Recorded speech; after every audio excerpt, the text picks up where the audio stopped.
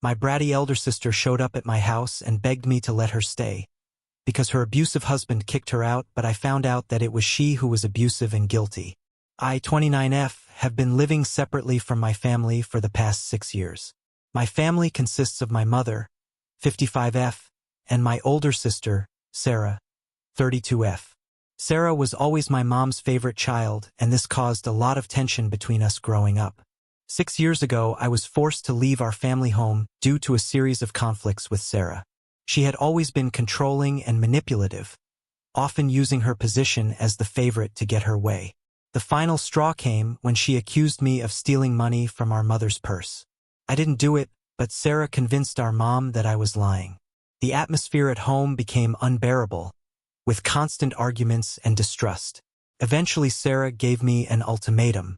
Either I confess to the theft, which I didn't commit, or leave the house. I chose to leave as I couldn't bear the thought of admitting to something I didn't do.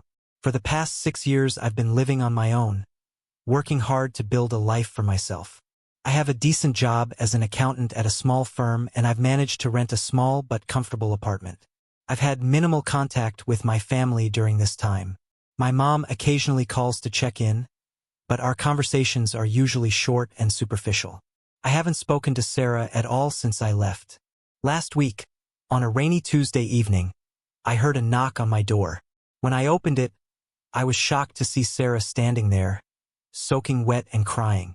It had been so long since I'd seen her that for a moment I didn't even recognize her. She looked different, thinner, with dark circles under her eyes and a haunted look on her face. "Can I come in?" she asked, her voice barely above a whisper. I hesitated. The last time I'd seen Sarah, she had been yelling at me to get out of our family home. Now here she was, asking to come into mine. Felt surreal. After a moment, I stepped aside and let her in.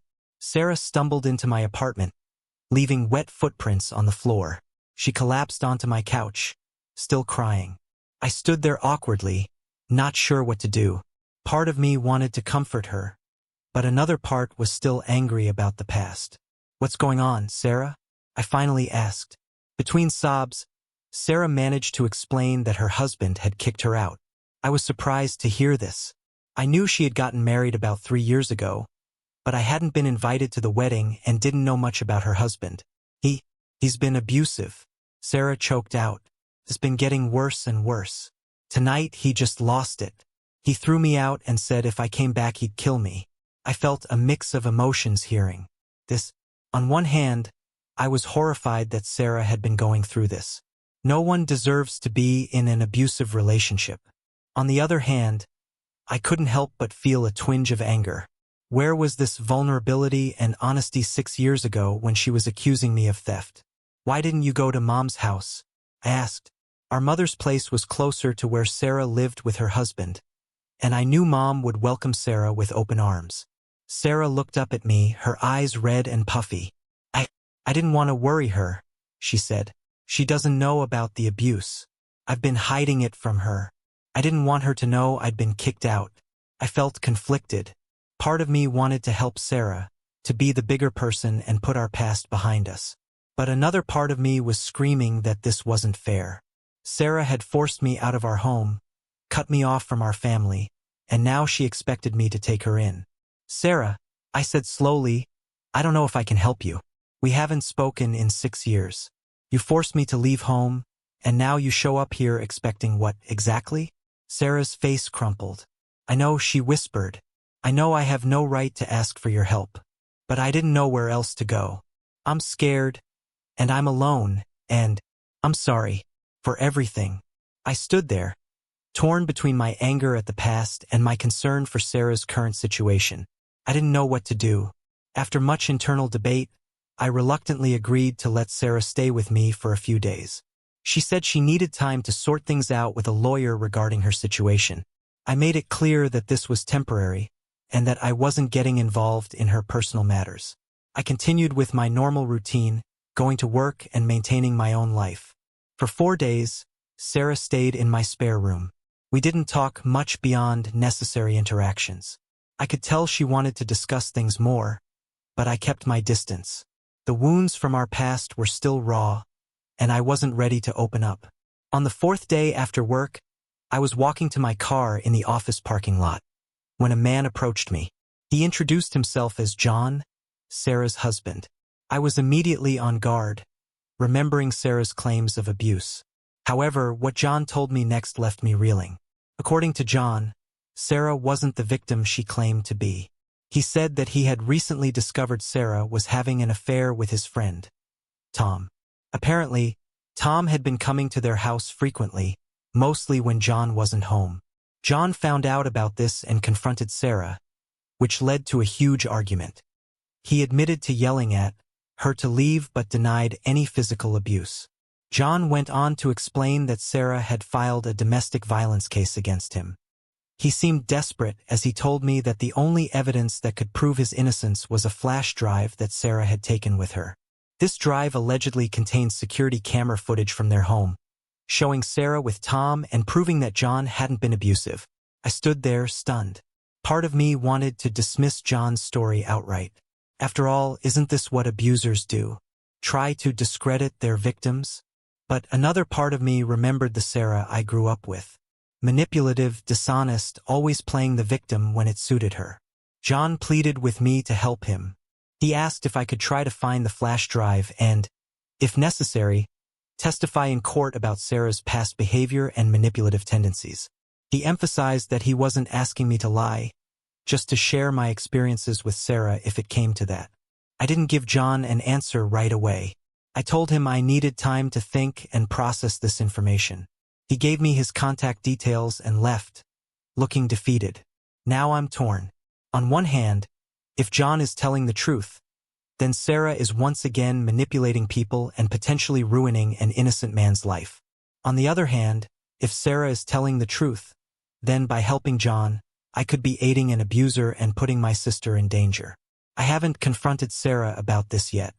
Part of me wants to search for the flash drive while she's out, but I know that would be a huge violation of privacy. Another part wants to just ask her outright about John's claims, but I'm afraid of how she might react if she is lying. Update. Thank you all for your advice on my last post. After much consideration, I decided to help John. I couldn't shake the feeling that there was more to this story than Sarah was letting on. I started by unnoticeably searching for the flash drive when Sarah was out, but I couldn't find it anywhere. I began to wonder if John had been mistaken about its existence. Then, one afternoon, I caught a break. I was working from home and saw Sarah using a flash drive on her laptop. When she was done, she carefully hid it in her suitcase. A few minutes later, she left the apartment, saying she had some errands to run. I know it was wrong, but I couldn't resist. I retrieved the flash drive from her suitcase and plugged it into my computer. What I found confirmed John's story. There were several video clips from their home security cameras. They showed Sarah with Tom, John's friend, in compromising situations. There were also recordings of arguments between Sarah and John where she was clearly the aggressor and John was trying to de-escalate the situation. I felt sick to my stomach. Sarah had lied again, and this time, she was trying to ruin an innocent man's life. I quickly made a copy of the flash drive's contents and returned the original to Sarah's suitcase. The next day, I met with John and told him what I'd found. I agreed to testify if necessary, but hoped it wouldn't come to that. John was grateful and said he'd have his lawyer reach out if they needed my statement. The case went to court a few weeks later. John's lawyer presented the evidence from the flash drive, along with testimony from neighbors who had witnessed Sarah's behavior. I didn't end up needing to testify, as the evidence was overwhelming. The judge dismissed Sarah's claims of abuse and instead scolded her for filing false charges. I thought I'd feel relieved when the truth came out, but I was unprepared for what happened next. Sarah was furious with me. She showed up at my apartment, screaming that I had betrayed her and ruined her life. She said she'd never forgive me and that I was dead to her. What shocked me even more was my mother's reaction. She called me, absolutely enraged. She criticized me for not supporting Sarah and for airing our family's dirty laundry in public.